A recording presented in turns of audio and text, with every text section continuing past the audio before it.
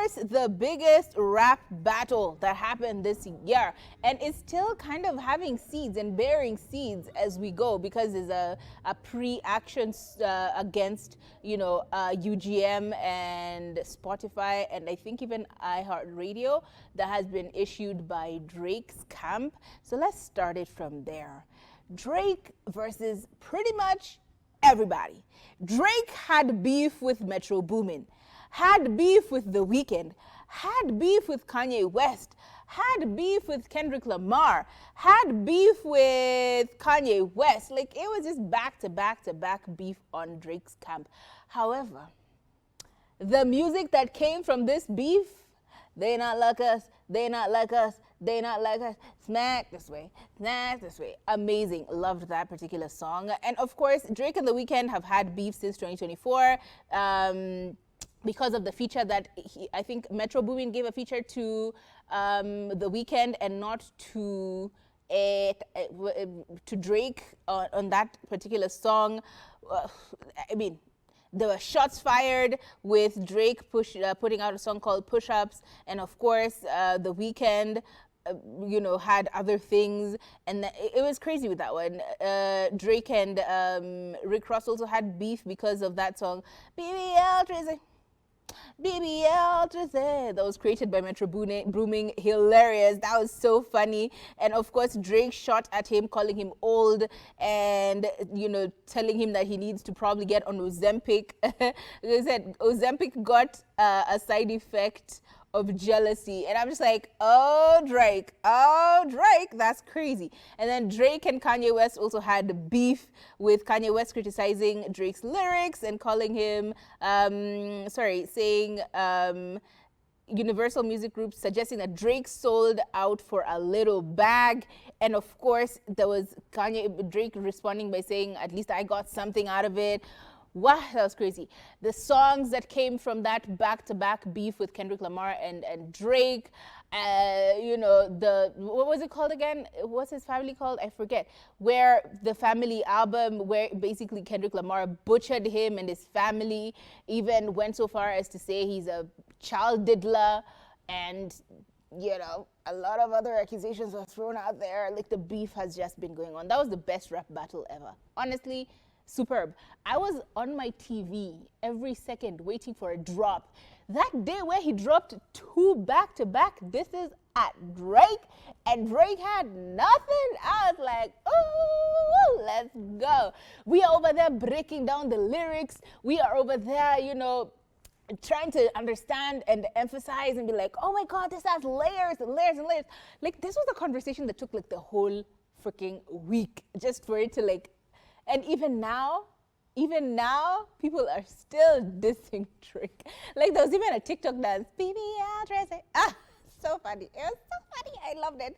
Obviously, a lot of people have spoken about it, including Wiz Khalifa, who went on Club Shay Shay, and he said that the only reason why Drake is trying to show his hand in the way of winning by this pre-action against UMG and Spotify and the rest is because he has to win some way. Like, he lost the battle, but he has to win in a different way. So that roundabout whole situation, and that he said that he would be surprised if Drake didn't do anything, that was like very Drake of him, according to Wiz Khalifa. Like, we've had people chiming into the conversation saying that they love it. They love the drama. They love the beef.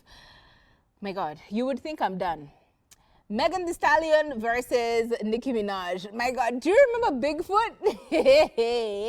Nicki Minaj released a whole diss track called Bigfoot, and this was in retaliation to Megan Thee Stallion's diss track Hiss in January of 2024, where basically she said that, Nicki Minaj says that she's a G, but the only G that she has is just goofy. And of course, Nicki Minaj releasing Bigfoot, where she said, if you have a beat, you can basically sleep with Megan Thee Stallion as long as you give her a beat. And we're just like, don't do it. And it just kept going on. Their beef has been going on for a while, with Nicki Minaj being part of the team, what's his name? The guy who shot Megan Thee Stallion. Basically, her being on that side and not on the side of, Megan Thee Stallion. Like, the drama has been going on between them for quite a bit. Like, they do not like each other, and they keep releasing bars and bars and bars against each other. But we'll see how it goes, because so far it's been quiet.